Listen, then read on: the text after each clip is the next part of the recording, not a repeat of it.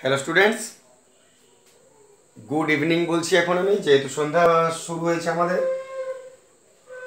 দেখো, প্রুফ হয়ে গেল, শঙ্খ বাজছে, শাঁখ বাজছে। কোষে দেখি 13, পেজ 196। আজকে 12 প্রশ্ন দিয়ে শুরু করছি। প্রথমে অঙ্কে চলে আসছি, পরে যা হবে গল্প দেখা যাবে। এক্স ডেসিমিটার গভীর, ভালো প্রশ্ন। এক্স ডেসিমিটার গভীর একটি কূপ খনন করার জন্য মোট ব্যয়ের এক অংশ। এক্স ডেসিমিটার গভীর একটি কূপ খনন করার জন্য মোট ব্যয়ের এক অংশ এক্সের সঙ্গে সরল ভেদে এবং অপর অংশ এক্স স্কোয়ারের সঙ্গে সরল ভেদে পরিবর্তিত হয়।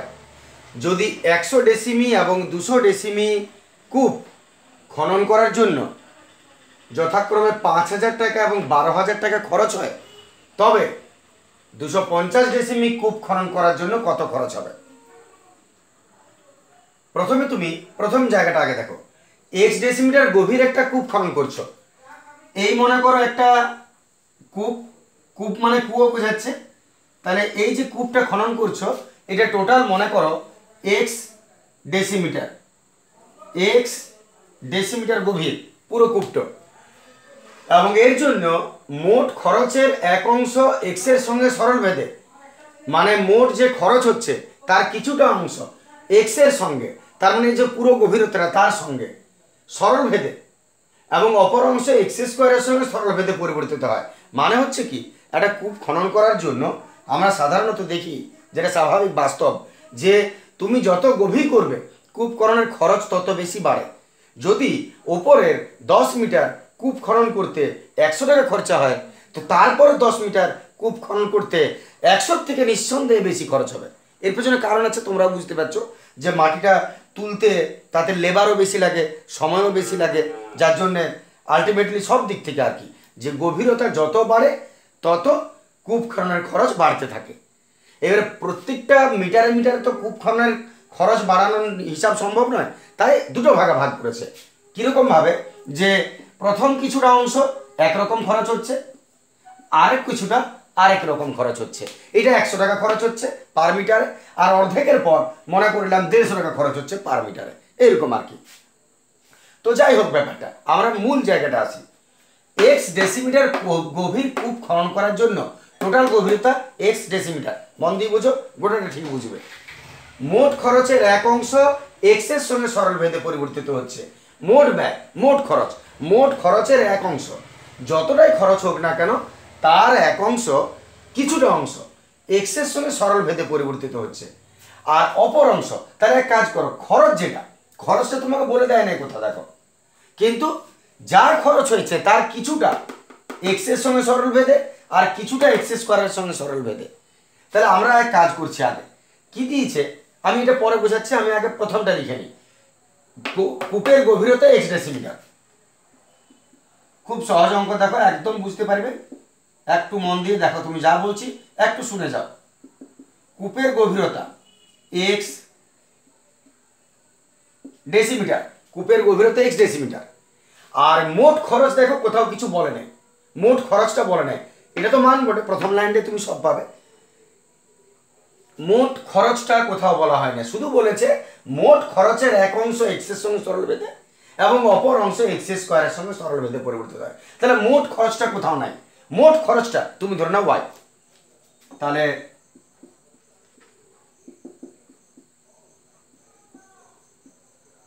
ধরি মোট খরচ ওয়াই টাকা, মোট খরচ ওয়াই টাকা, পুরোটা খরচা করতে, পুরোটা এক্স ডেসিমিটার গভীর, আর পুরোটা খরচ হচ্ছে ওয়াই টাকা, পুরোটা টোটাল। এবারে তোমাকে যেমন যেমন বলেছে তুমি তেমনি করো। বলছে যে মোট ব্যয়ের এক অংশ এক্স এর সঙ্গে সরল ভেদে পরিবর্তিত হচ্ছে, মোট ব্যয়ের এক অংশ। তাহলে এই যে মোট ব্যয় ওয়াই টাকা, এর দুটি অংশ, ভালো করে বুঝবে কথাটা, মোট খরচের দুটো অংশ, বলেছে মোট খরচের এক অংশ এক্স এর সঙ্গে সরল ভেদে আর অপর অংশ এক্স স্কোয়ারের সঙ্গে ব্যস্ত ভেদে পরিবর্তিত হচ্ছে। তাহলে মোট খরচের অংশ কোটা, দুটো, আর মোট খরচ ওয়াই। তাহলে ধরি মোট খরচের দুটি অংশ, ধরি মোট খরচের দুটি অংশ এ ও বি, ঠিক আছে? আশা করি বুঝতে অসুবিধা নেই। মোট খরচ দেওয়া নেই, শুধু বলেছে মোট খরচের এক অংশ, মোট খরচের অপর অংশ। তাহলে মোট খরচের দুটো অংশ, নিশ্চয়ই ক্লিয়ার। তাহলে মোট খরচ যদি ওয়াই হয়, আমি দুটো অংশকে ধরে নিলাম এ বি। তার মানে তুমি কি লিখতে পারো? অতএব আমি লিখতে পারি ওয়াই সমান এ প্লাস বি। কারণ মোট খরচের দুটি অংশ যদি হয়, একটা এ একটা বি, তাহলে এই দুটোকে যোগ করলে তো তুমি মোট খরচ পাবে। আর মোট খরচ মানে কত? ওয়াই টাকা। তাহলে ওয়াই সমান এ প্লাস বি। তাহলে তুমি প্রথম কি করলে? গভীরতা এক্স ডেসিমিটার লিখে নিলে। এরপর মোট খরচ যেহেতু বলে দেয় না, মোট খরচ ওয়াই টাকা ধরে নিলে। এরপর মোট খরচের দুটো অংশ বলেছে, তাই মোট খরচের দুটি অংশকে এ আর বি ধরে নিলে। তার মানে এ আর বি যোগ করলে তুমি মোট খরচ পাবে, তাই ওয়াই সমান এ প্লাস বি হয়ে গেল। এত পর্যন্ত আশা করি ক্লিয়ার। এরপরে দ্বিতীয় স্টেপে আসছি। এরপরে কি বলছে? এবারে এখান থেকে তুমি শুরু করো। এইখান থেকে আমাদের শুরু হচ্ছে মোট ব্যয়ের এক অংশ মানে এ এক্স এর সঙ্গে সরল ভেদে আছে। তাহলে তুমি কেমন লিখবে? মোট ব্যয়ের এক অংশ, তার মানে এ এক্স এর সঙ্গে সরল ভেদে, ঠিক আছে? এবং অপর অংশ মানে কত? বি। বি এক্স স্কোয়ারের সঙ্গে সরল ভেদে আছে। তাহলে এক্স স্কোয়ারের সঙ্গে সরল ভেদে আছে। আরেকবার পড়ে নাও। মোট ব্যয়ের এক অংশ মানে এ এক্স এর সঙ্গে সরল ভেদে এবং অপর অংশ মানে বি এক্স স্কোয়ারের সঙ্গে সরল ভেদে পরিবর্তিত হয়।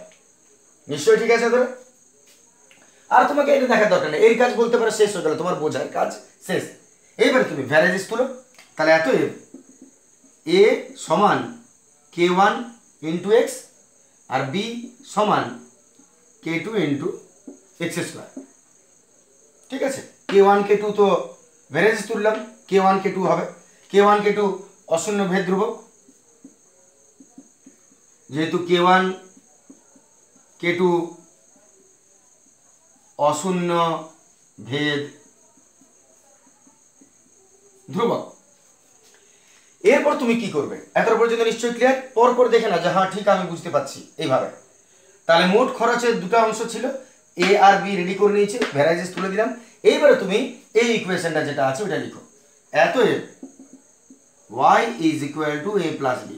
তুমি একটা কথা মনে করে দেখো, এই ধরনের প্রত্যেকটা প্রশ্নে তোমাকে ইকুয়েশন তৈরি করতে হচ্ছে, তারপর দুটো ভাগ করছো, মান বসাচ্ছ, কে এর মান বার করছো, ওইদিকে বসাচ্ছ। ক্লিয়ার? তাহলে আমরা সেইটার জন্যই ইকুয়েশন তৈরির জন্য এটা করেছি। তাহলে এর মান বি এর মান বার করে নেবে। এবারে মূল যে ইকুয়েশনে তুমি লিখেছো y is equal to a plus b, সেটা তুমি লিখে নাও y is equal to a plus b. এবারে তুমি মান বসাও। এত y is equal to a এর মান হলো k1x প্লাস বি এর মান হলো k2 ইন্টু এক্স স্কোয়ার,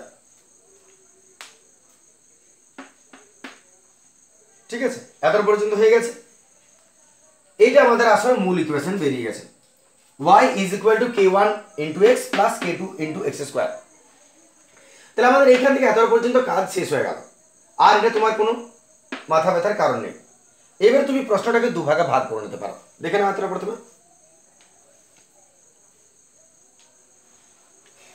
এরপরে এই প্রশ্নটাকে দুভাগে ভাগ করব। আচ্ছা, এটা আমরা মুছে নেব। এটা দেখে নাও একবার। আমি আরেকবার প্রথম থেকে বলে নিই। আমি এটাকে মুছে দেব, তারপর আমাদের বাকিটা শেষ করছি। ইকুয়েশন পর্যন্ত তুমি কি করবে আরেকবার ঠিক করে নাও। এক্স ডেসিমিটার গভীর কূপ খনন করার জন্য ধরি কূপের গভীরতা এক্স ডেসিমিটার, ঠিক বুঝেছি কিনা সেটা মাইন্ড আউট করো। এক্স ডেসিমিটার গভীর, তাহলে কূপের গভীরতা এক্স ডেসিমিটার, পুরো গভীরতা এক্স ডেসিমিটার। এইবারে মোট ব্যয়ের এক অংশ এক্স এর সঙ্গে আর অপর অংশ এক্স স্কোয়ারের সঙ্গে সরল ভেদে পরিবর্তিত হচ্ছে। তাহলে মোট ব্যয়টাকে আমি ধরে নিলাম ওয়াই টাকা। এবারে তার যেহেতু দুটো অংশে ভাগ করা হয়েছে, মোট খরচের দুটো অংশ করা হয়েছে, এটা কম এটা বেশি মনে করো, উপরটা কম নিচেটা বেশি, তাহলে দুটো অংশ মনে করো এত টাকা এত টাকা। তাহলে মোট খরচের দুটি অংশ ধরে নিলাম এ আর বি।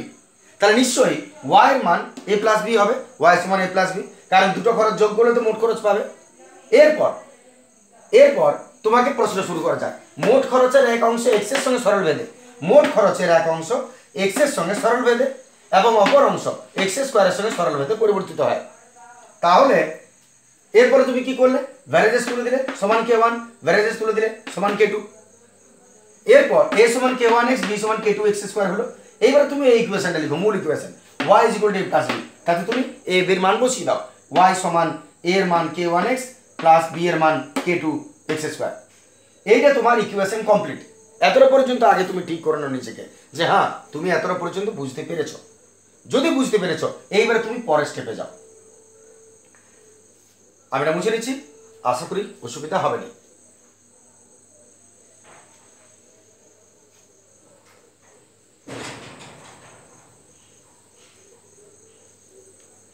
এতএব আমার হাতে ইকুয়েশন আছে এটা, আমি ইকুয়েশনটা একটু লিখে নিচ্ছি ওপরে, আমার বারবার দরকার আছে বলে। ax y is equal to k1x plus k2 into x square, y is equal to k1x into k2 into x square। বুঝতে পারছো আমরা সেই পুরনো নিয়মে, এরপর আমরা সেই পুরনো নিয়মে যাব। এবার তুমি ইকুয়েশনের এখান থেকে শুরু করো, যেটা মান দিয়েছে। মান কি বলছে দেখো, যদি 100 ডেসিমিটার আর 200 ডেসিমিটার কূপ খনন করার জন্য 5000 টাকা আর 12000 টাকা খরচ হয়, তবে 250 ডেসিমিটার কূপ খননের জন্য কত খরচ হবে? তাহলে 100 ডেসিমিটারের খরচ কত?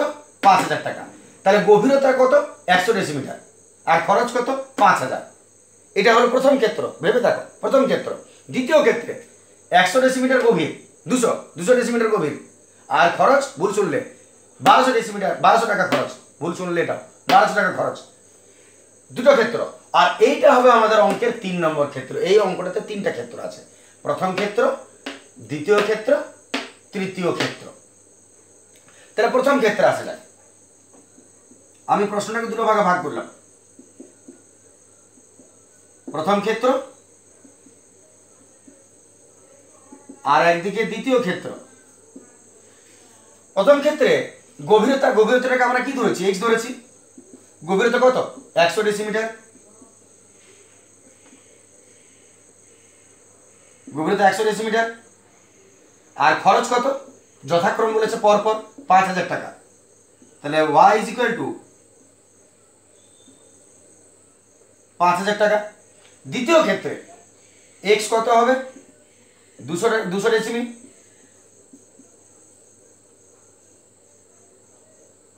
y কত হবে? 12000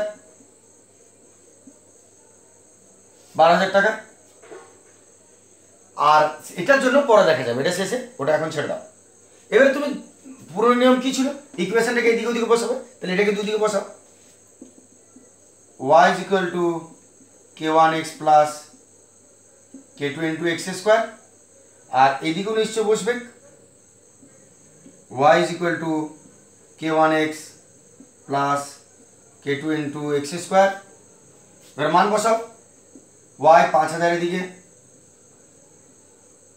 is equal to k1 into x এর মান 100 প্লাস k2 জানো না, রেখে দাও, x এর মান 100 তার স্কোয়ার 5000, 100 k1 প্লাস 100 স্কোয়ার, জোড়া শূন্য তার দ্বিগুণ হয়, দুটা গুল্লা আছে, চারটা গুল্লা করো, 10000 k2। একটু ইকুয়েশনটা ছোট করে নিই, তাহলে 100 এখান থেকে কমন নিয়ে নেব,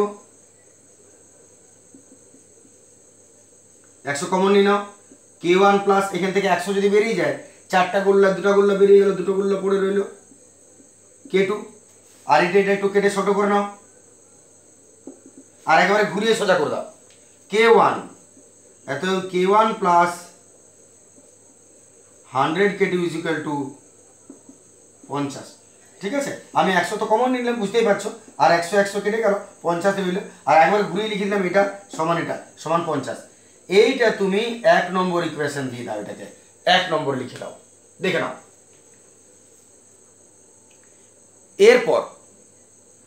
এরপর যেটা আমরা করব সেটা এবার দ্বিতীয় স্টেপ, যেটা করলে সেম টু সেম এদিকেও করছি আমি। তাহলে লক্ষ্য করো, y এর মান 12000, k1 into 100 x 200 plus k2 into আবার 200 তার স্কোয়ার, এত 12000, 200 k1 প্লাস 200 স্কোয়ার, 200 দুগুণে 400, 2 দুগুণে 4 আর 2 দুগুণে 4 আর জোটা শূন্য তার দ্বিগুণ k2। সেম প্রসিডিউর ফলো করবো এখানেও আমরা, 200 কমন চলে যাবে, তাহলে k1 প্লাস 2 দুগুণে 400, 200 দুগুণে 400 আর দুটো পৌলা পিঠে ঠিক আছে না, কমন নিলে কি হচ্ছে 2 দুগুণে 4, দুটা গোল্লা নিয়েছো, দুটা গোল্লা পড়ে আছে। এবারে 200 সঙ্গে এটাকেও কেটে দাও, দুটো শূন্য গেল, 2 6 12 আর 0, অতএব k1 plus 200 k2 is equal two 60, k1 plus 200 k2 is equal two 60। 2 number equation হয়ে গেল। এত পর্যন্ত নিজেরা ক্লিয়ার করে নে যে হ্যাঁ তোমার ঠিক আছে বোঝায়। তাহলে আমি আগে যেটা করেছিলাম ইকুয়েশন বার করে নিয়েছিলাম, তারপরে লাইনের গভীরতা টাকা একদিকে, গভীরতা টাকা আরেকদিকে করে দুটো ক্ষেত্র বার করে নিলাম। এইখানে তুমি যে ইকুয়েশনগুলো পেলে এই দুটো ইকুয়েশনকে যে কোনো পদ্ধতিতে সলভ কর, অপনয়ন, বজ্রগ্রহণ, পরিবর্তন, তুলনামূলক যে কোনো পদ্ধতিতে সলভ করে k1 k2 মান বার করে, যেমন x এর মান বার করতে, সেইটা ধরে আমাদের তৃতীয় ক্ষেত্র শুরু হবে। তাহলে এত পর্যন্ত ক্লিয়ার করে নাও তুমি, এটাকে আমার মুছে দিতে হবে, দেখে নাও ঠিক করে। তাহলে এটা মুছে দিচ্ছি, প্রয়োজনে পজ করে নেবে, এটা মুছে দিচ্ছি, প্রয়োজনে পজ করবে। এবারে 1 নম্বর 2 নম্বরকে আমরা শর্টকাটে করার জন্য, এটা তো আমাদের নির্ণীত ফর্মুলাটা বটে, মানে এটা তোমরা আর একসঙ্গে পড়ে নেবে। 1 2 বিয়োগ করে নিচ্ছি, 2 থেকে 1 বিয়োগ করে নিচ্ছি, 2 মাইনাস 1 থেকে পাই। তুমি যে কোনো পদ্ধতিতে ফলো করো, আমি 2 থেকে 1 বিয়োগ করে দিচ্ছি। তাহলে k1 প্লাস 200 k2 মাইনাস এটা k1 plus 100 k2 is equal two 60 minus 50। তোমার ইচ্ছা অ্যাজ ইউ উইশ যে পদ্ধতিতে করবে, এটা মাইনাস এটা করলাম, এটা মাইনাস এটা হয়ে গেল, LHS মাইনাস RHS, এটা LHS মাইনাস LHS, ওদিকে RHS মাইনাস RHS, বাকি ব্র্যাকেট তুলে নিচ্ছি, k1 plus 200 k2 minus k1 minus plus minus 100 k2 10 plus minus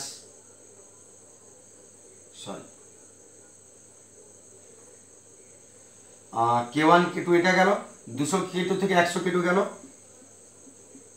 100 k2 রইল সমান 10, এত k2 সমান 10 বাই 100, 1 বাই 10। তাহলে k1 চলে গেল, 200 k2 100 k2 বিয়োগ হলো, 100 k2 রইল সমান 10, এত k2 সমান 10 বাই 100, কাটাকাটি করলে 1 বাই 10, k2 মান 1 বাই 10 বেরিয়েছে। এবার 1 নং সমীকরণে k2 মান বসিয়ে নিচ্ছি, এত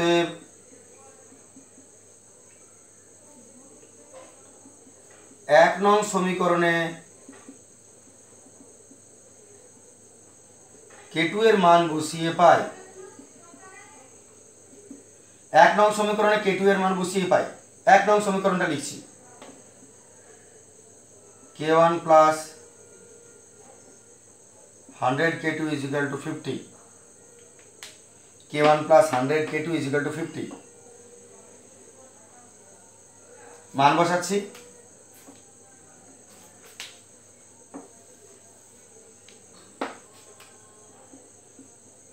k1 plus 100 k2 মান 1 by 10 is equal to 50। দেখে নাও, k1 plus 100 k2 জায়গায় 1 by 10 into 50, একটু গ্যাঞ্জাম হয়ে যাচ্ছে মনে হচ্ছে লেখাটা, সরি ফর দ্যাট। এত k1 সমান 50, আর এদিকে 10 আছে প্লাস 10 ট্রান্সফার হলো মাইনাস 10, তার মানে হলো 40। তাহলে k1 হলো 40। তাহলে তুমি দেখে নাও, k1 এর মান 40 বেরোলো, k2 এর মান 1 by 10 বেরোলো। এরপর তৃতীয় ক্ষেত্র শুরু করবো, এতটা পর্যন্ত তুমি ক্লিয়ার করে নাও। এরপর তৃতীয় ক্ষেত্র, আয়তন একটু বড়, আমি মুছে নিচ্ছি এটা, প্রয়োজনে পজ করবে, রিপিট করছি, প্রয়োজনে পজ করবে। তাহলে আমরা k1 এর মান পেয়ে গেলাম 40, আর k2 এর মান পেয়ে গেলাম 1 by 10, k1 is equal to 40, k2 is equal to 1 by 10। এরপর তৃতীয় ক্ষেত্র শুরু হবে, তাহলে এবার তৃতীয় ক্ষেত্র তার কিচ্ছু পড়ে নাই, জাস্ট একটু তৃতীয় ক্ষেত্র কি বলছে, এগুলোর কাজ হয়ে গেছে। তবে 250 ডেসিমিটার কূপ খননের জন্য কত খরচ হবে? তাহলে এইবারের গভীরতা মানে x 250 ডেসিমিটার। এইবার তৃতীয় ক্ষেত্রে গভীরতা 250 মিটার বার করতে বলেছে, কত খরচ হবে? তার মানে y = কত, এটা হচ্ছে প্রশ্ন। আর k এর মান তো তুমি রেডি করে রেখেছো। শেষে কি হবে, আবার ইকুয়েশনটা তুমি মনে করো, প্রথম ক্ষেত্র এটা বসিয়েছো, দ্বিতীয় ক্ষেত্র এটা বসিয়েছো, আর তৃতীয় ক্ষেত্র ওইটাই বসাবে। অতএব y = k1x প্লাস k2x²। এবার তুমি দুদিকে মানগুলো যেখানে যা বসিয়ে নাও, তাহলে আমাদের কাজ হয়ে যাবে এটাতে। আমরা তাহলে মান বসিয়ে নিচ্ছি, y = k1x প্লাস k2x² হয়েছে, মান বসাচ্ছি। y এর মান জানো না, রেখে দাও, ধরলক্ষণ k1 40 into x 250 plus k2 1/10 into x² মানে 250 তার স্কোয়ার, 4 4 চিসাং 100, 4 চিসাং 100, দুটা গোলা পিঠে, আর এখানে 1/10 ইন্টু 250 কে 250, 25 25 625 পিঠে দুটো গৌলা, যদি ভুল না করছি ঠিক আছে, তাহলে প্লাস 6 2 5 0, তার মানে 16,250 টাকা। অতএব 250 ডেসিমিটার কূপ খননের জন্য 16,250 টাকা খরচ হবে। সস্তায় চলছে এখন দামটা, এই সময় তোমরা করে নিতে পারো কূপ খনন, তাহলে সুবিধা হয়, তাড়াতাড়ি করে কম খরচের মধ্যে হয়ে যাবে আর কি। যাই হোক, অঙ্কটা ভালো প্রশ্ন ছিল, এটা চ্যাপ্টারে ভালো প্রশ্নের মধ্যে পড়ে। কেমন লাগলো, বুঝতে ঠিক পারলে কিনা, যদি পারো কমেন্টে জানাবে, খুশি হব। চলে আসছে আমরা পরের প্রশ্ন।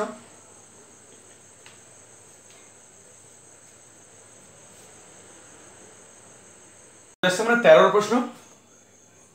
13 প্রশ্নটা সহজ প্রশ্ন, এটার মধ্যে বিশেষ কিছু অসুবিধা তোমার বোঝাবে না, শুধু প্রথম একটা দুটো লাইন বুঝলেই হলো।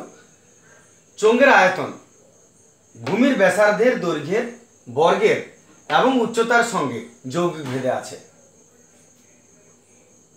দুটি চোঙের ভূমির ব্যাসার্ধের অনুপাত 2:3 এবং তাদের উচ্চতার অনুপাত 5:4 হলে তাদের আয়তনের অনুপাত কত? তাহলে চোঙের আয়তন দিয়েছে, ভূমির ব্যাসার্ধের দৈর্ঘ্য দিয়েছে, আর উচ্চতা দিয়েছে। তোমার ভেদের প্রথম কাজ কি ছিল মনে করে দেখো, পাটিগণিত ভিত্তিক অঙ্কের, যে কি কি দিয়েছে তার একটা করে একক ধরে নেওয়া, XYZ আগেও বুঝিয়েছি আমি কথাটা। তাহলে এখানে 3টা বিষয় আছে, ভালো করে লক্ষ্য করো, 3টা বিষয় আছে। একটা হচ্ছে আয়তন, 2 নম্বর হচ্ছে ব্যাসার্ধ, আর 3 নম্বর হচ্ছে উচ্চতা।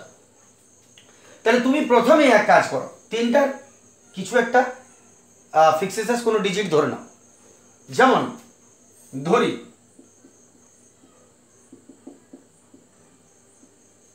চোঙের আয়তন,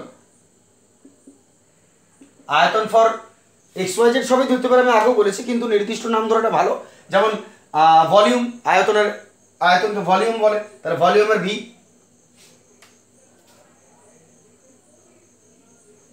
ঘন একক, আর দিয়েছে ব্যাসার্ধ, ব্যাসার্ধ আর, নিশ্চয়ই আর হবে ব্যাসার্ধ, আর দিয়েছে উচ্চতা H।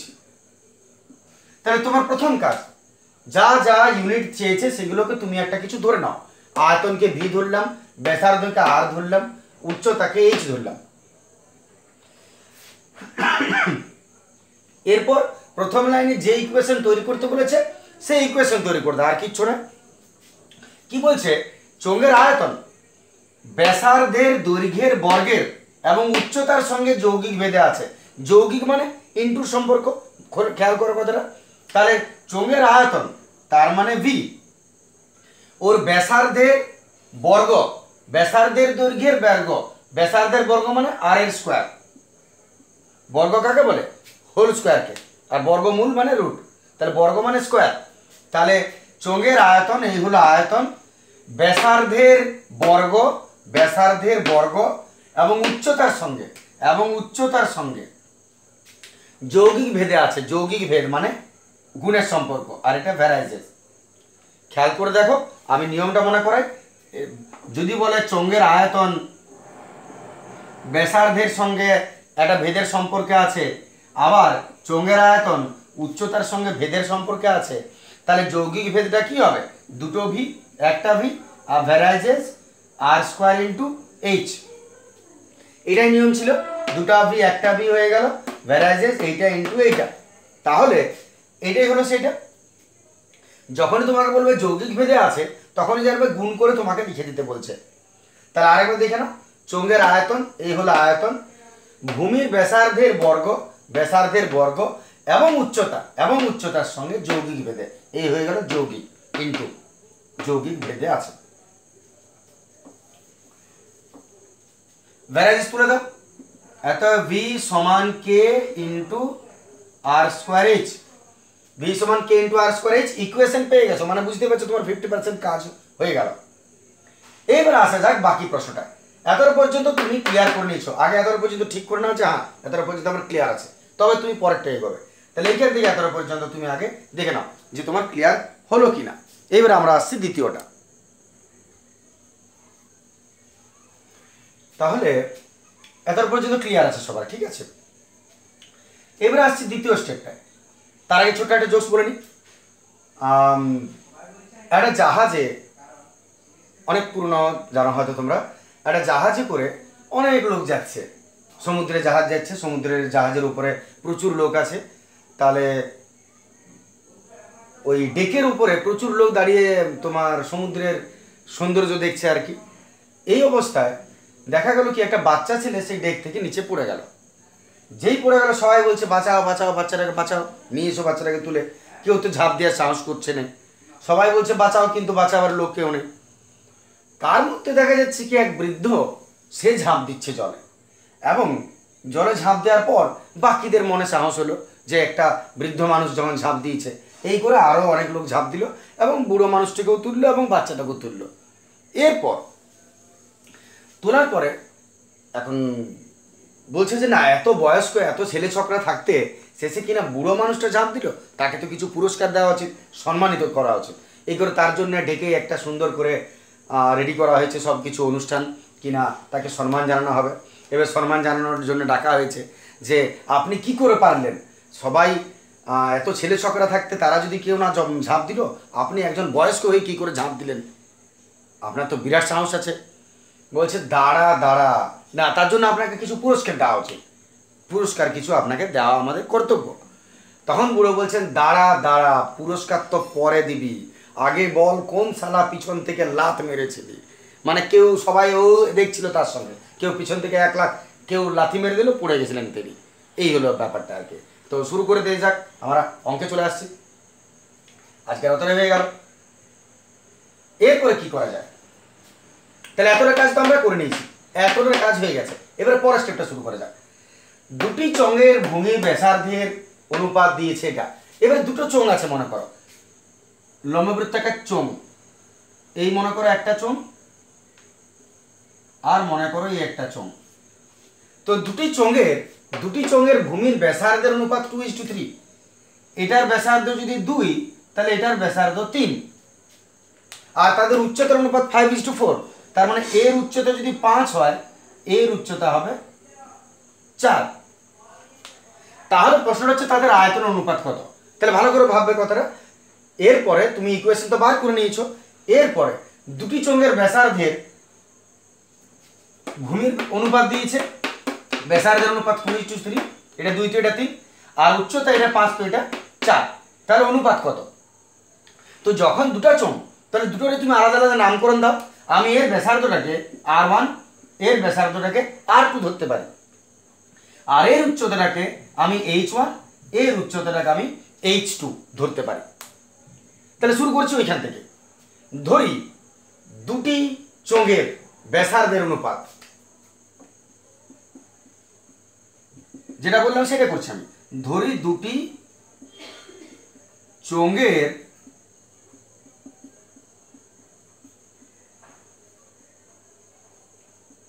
ব্যাসার্ধের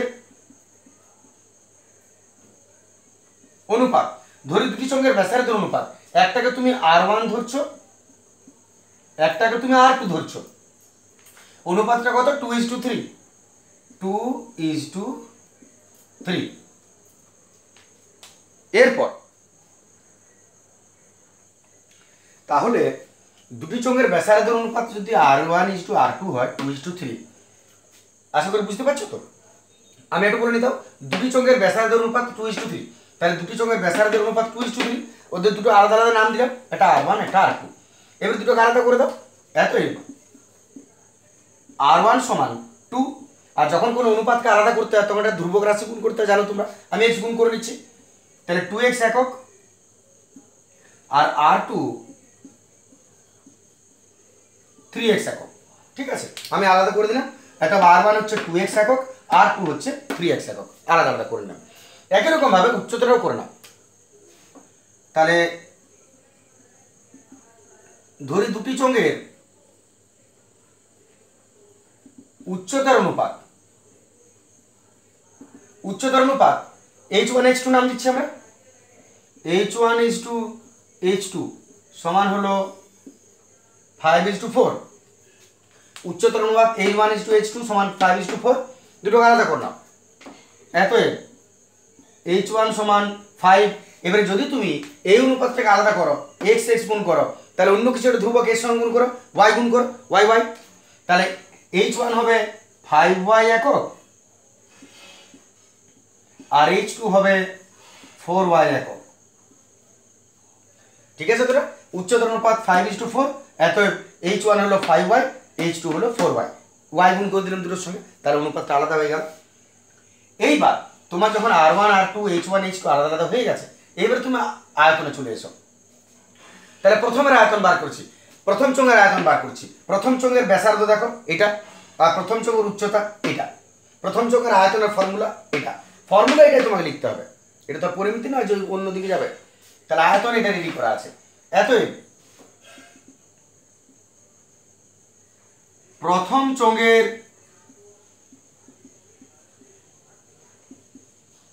আয়তন, প্রথম চোঙের আয়তন কত হবে? ফর্মুলা বসাও। প্রথম চোঙের আয়তন যদি আমরা ফর্মুলা বসাই, প্রথম চোঙের আয়তনের ফর্মুলা এটা পড়ে ভি সমান, শুধুমাত্র কি করবে, প্রথম চোঙ যেহেতু তাই নামকরণগুলো আলাদা দিয়ে দাও। তাহলে আমি এটাকে V1 দিয়ে দিলাম, আর কে R1 হবে আর H1 হবে। দেখো লক্ষ্য করে যা আছে আমি ওইটাই লিখেছি, শুধু যেহেতু প্রথম তাই V1 দিলাম, R1 দিলাম, H1 দিলাম, এইগুলোর নামকরণটা 1 দিয়ে দিলাম। এবারে তুমি যদি মান বসাও মনে করো, তাহলে কত হচ্ছে দেখো, কে থাক, R1 হচ্ছে 2x তার স্কোয়ার ইন্টু H কত, H1 5y। দেখে নাও কে এর জায়গায় রইল, R1 হলো 2x, তাহলে 2x এর স্কোয়ার ইন্টু H1 আছে, H1 মানে হলো 5y। গুণ করে একবার লিখো, 2 দুগুণে 4, 2 দুগুণে 4, 4 5 20, 20 x স্কোয়ার y কে, 20 x square y into k, ঘন একক, ঘন একক। সেম টু সেম দ্বিতীয় চোঙের আয়তন বার করো। দ্বিতীয় চোঙের আয়তন, দ্বিতীয় চোঙের আয়তনকে আমরা কত ধরবো, V2। দেখে নাও দ্বিতীয় চোঙের আয়তন আমরা V2 ধরছি, মান ফর্মুলা কে ইন্টু আর স্কোয়ার ইন্টু এইচ। তাহলে যখন দ্বিতীয় চোঙ তখন সব 2 2 দিয়ে দাও, ভিটাও 2, কেটাও 2, এইচটাও 2, মান বসাচ্ছি। কে তো কে এর জায়গায় রইল, R2 মানে হলো 3x তার স্কোয়ার ইন্টু H2 মানে হলো 4y। নিজে হাতে কলমে একবার করবে তাহলে পরিষ্কার হয়ে যাবে ব্যাপারটা। কত হচ্ছে দেখো, 3 3 9, 4 9 36, x square y into k, ঘন একক দুটোর আয়তন বেরিয়ে গেল। এবারে বলেছে তাদের আয়তন অনুপাত কত, তাহলে আর কিছু নেই, শেষ। এবার অনুপাতে বসিয়ে দেবো, হয়ে যাবে। তুমি পুরোটা একবার চেক করে নাও ঠিক বুঝতে পারা গেল কিনা। আমি মুছে দেবো, তার আগে এবার বলে নিই পুরোটা। প্রথম কাজ, চোঙের আয়তনকে ভি ধরেছি, প্রথম থেকে এবার দেখে নাও। চোঙের আয়তন ভি ধরেছি, ব্যাসার্ধকে আর ধরেছি, উচ্চতাকে এইচ ধরেছি। এবারে সম্পর্কটা বলেছে চোঙের আয়তন তার ব্যাসার্ধের বর্গের এবং উচ্চতার সঙ্গে যৌগিক ভেদে আছে। পুরোটা বুঝতে পারলে কিনা একবার দেখে নেওয়া ভালো। ভ্যারাইটিস তুলে দিলাম, সমান কি হয়ে গেল, বাকি তো রয়ে গেল, ইকুয়েশন বেরিয়ে গেছে, চোঙ অর্ধেক কাজ শেষ। এরপর দুটো চোঙ বলেছে, তাহলে দুটি চোঙের ব্যাসার্ধ 2:3, তাহলে দুটি চোঙের নাম দিলাম, একটার ব্যাসার্ধ R1, একটার R2, 2:3 আলাদা করে দিলাম। R1 হবে 2x, R2 হবে 3x, একটা ধ্রুবক গুণ করা দরকার, তাই x গুণ করে দিলাম দুটোতে, অনুপাত আলাদা হয়ে গেল। এরপর উচ্চতার অনুপাত বলেছে 5:4, তাহলে উচ্চতার অনুপাত h1:2 নাম দিলাম, 5:4, এত h1 হবে 5y, h2 হবে 4y, y গুণ করলাম এদের সঙ্গে, ওটার সঙ্গে x গুণ করেছিলাম, এটার সঙ্গে y গুণ করলাম, যেহেতু আলাদা বিষয় তাই আলাদা ধ্রুবক গুণ হবে। এবার প্রথম চোঙের আয়তন ফর্মুলা এটাই, b সমান কে, শুধু 1 মান দিয়ে দিলাম, আর দ্বিতীয়টাও একই, শুধু v2 দিয়ে দিলাম, মানগুলো উপর থেকে নিয়ে বসানো, সলভ করলে দুটো পেয়ে গেল। এবারে শেষ কাজ বলেছে আয়তন অনুপাত কত, তাহলে আয়তন যদি পেয়ে গেছো অনুপাত বার করে দাও। উপরটা মুছে নিচ্ছি আমি। তাহলে এতএব তাদের আয়তনের অনুপাত সমান, মানে v1:v2 কত হবে, এদিকে হলো 20x² yk is to 36x² yk, ঠিক আছে, দুটোর অনুপাত হয়ে গেল 20x² yk 36x² yk।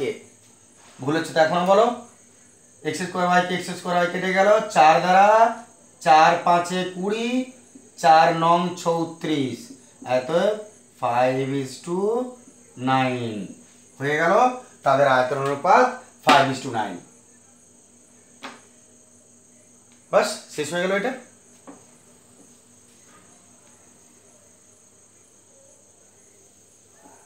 একটু প্র্যাকটিস করে নেবে, একবার বোঝার পর একবার নিজে সঙ্গে সঙ্গে একবার নিজে করে দেখে নেবে পাচ্ছ কিনা, তারপরেই ছাড়বে সেটাকে, নাহলে সবসময় দেখে বুঝো মনে থাকে না।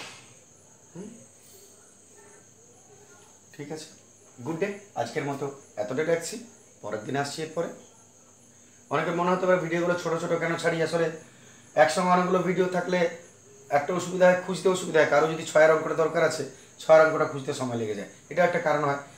আর বেশি যদি একটা যোগ করতে যায় তাহলে অনেকটা বেশি সময় লেগে যায়, আমার একটা অঙ্কে অনেক বেশি সময় লাগে, যার জন্য অসুবিধা হয়।